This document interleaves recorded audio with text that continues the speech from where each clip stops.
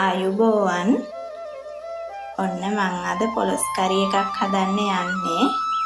පොලොස් එක එක විදියට හදාගන්න පුළුවන්. අද මම මේ කරි එක හදාගත්තේ රොටි කන්න නිසා කිරට. අපි බලමු මේකට අවශ්‍ය වෙන්නේ මොනවද කියලා. ලුණු සහ ගොරක එකතු කරලා තම්බාගත්ත පොලොස්, උකු පොල් කිරි, ලුණු, සුදු ලුණු, රම්පේ, කරපිංචා, අමු මිරිස්, තක්කාලි, මිරිස් කුඩු, ගම්මිරිස් කුඩු, මස් කරි, කහ කුඩු, අමු තුන පහ කුඩු. මුලින්ම මම වළඳක් ලිපේ තියාගන්නවා. වළඳ රත් වෙද්දී ඒකට පොල් තෙල් ටිකක් එකතු කරගන්නවා.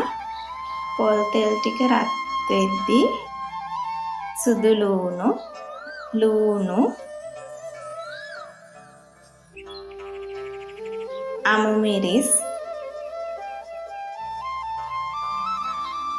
රම්පේ, කරපිංචා මේ ටික එකතු කරගෙන ටිකක් බැද ගන්නවා. මේ ටික ටිකක් රන්වන් පාට වෙනකන් බැදගමු.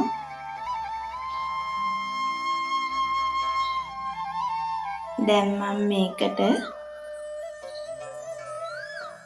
මිරිස් 3-5 ටික එකතු කරගන්නවා. මිරිස් 3-5 ටික හොඳට බැදෙන්න ඕන. එතකොට ලස්සන පාටක් එනවා පොලොස් එකෙන්.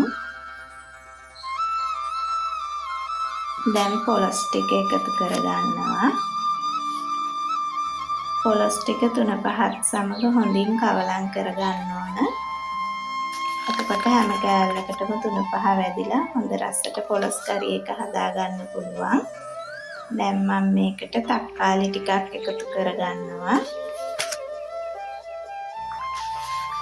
මේ ටික කවලම් කරලා උකු පොල් කිරි ටිකක් එකතු කරගන්නවා. කිරි ටික එකතු කරගත්තට පස්සේ කිරි ටික කැටි ගැසෙන්නේ නැති වෙන්න හොඳට හැඳිගා ගන්න ඕන. මේ විදියට හැඳිගාමින් ටික වෙලාවක් ලිපේ තියාගමු.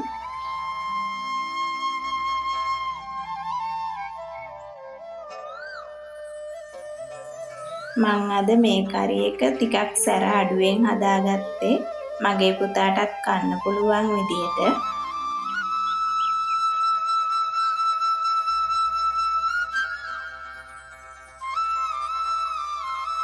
දැන් මගේ පොලොස් කරි එකේ කිරි හොඳට නටනවා.